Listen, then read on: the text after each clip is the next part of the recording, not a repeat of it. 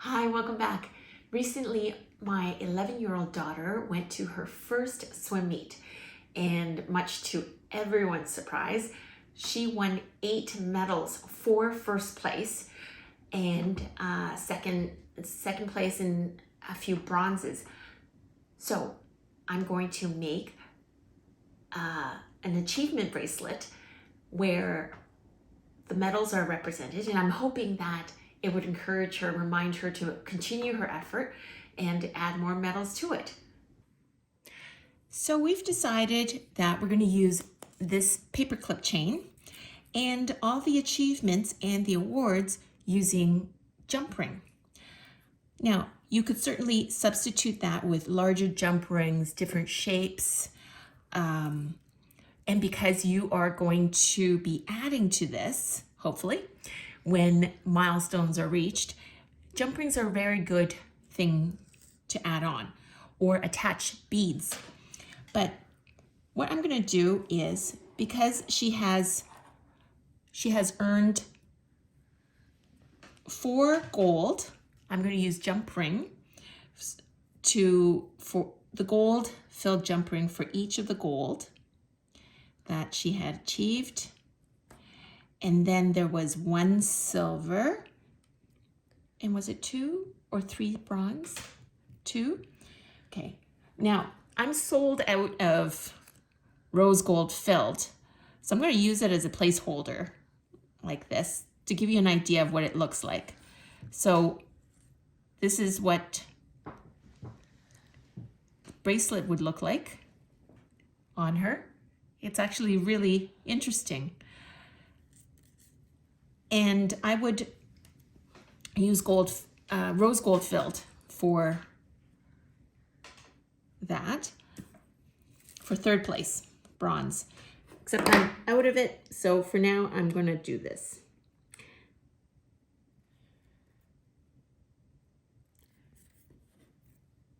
Now, here we go.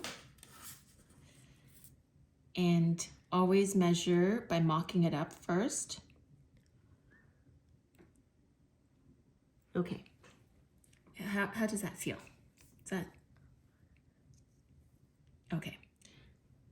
You can speak up. Okay, so now I'm going to cut this off right here. Okay, and then we're going to weld this. Here I'm using 22 gauge 3mm jump ring. You can certainly use thicker or thinner because it's inconspicuous. Now I am going to weld it here at 7.5 watts.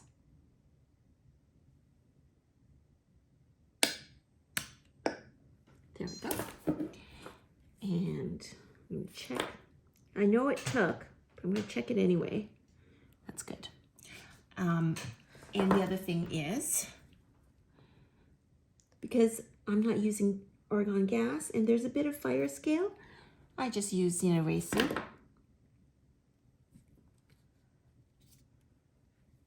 There we go.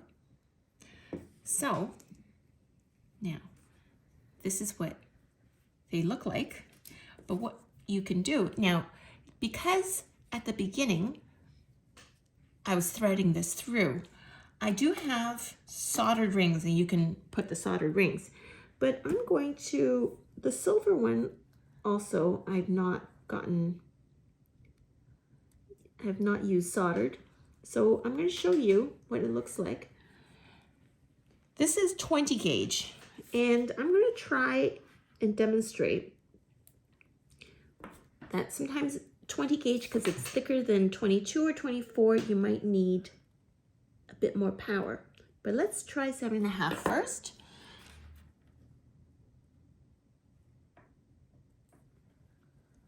Okay. And I'm going to ask her to look away.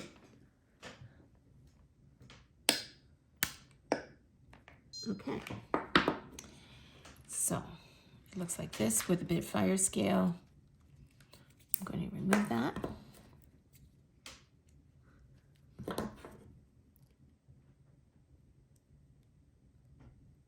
Okay, so that worked at 7.5 watts.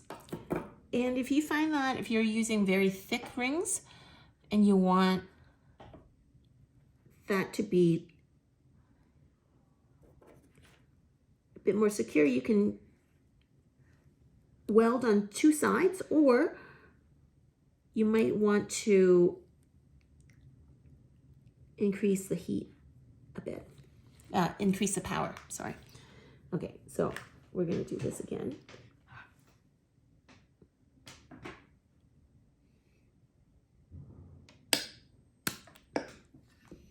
Okay.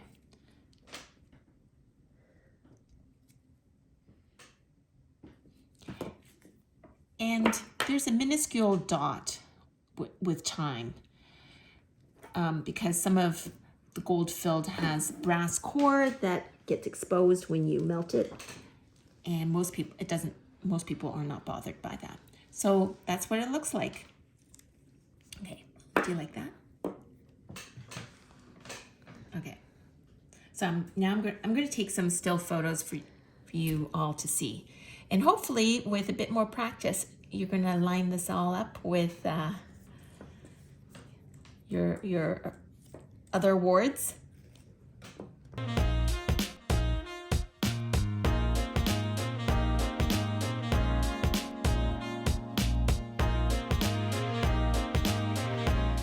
I hope you found that useful.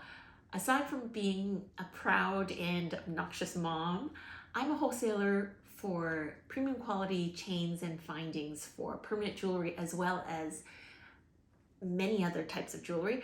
I'm going to leave a link below to our store, as well as some information about the Orion micro welder that I've used in this video.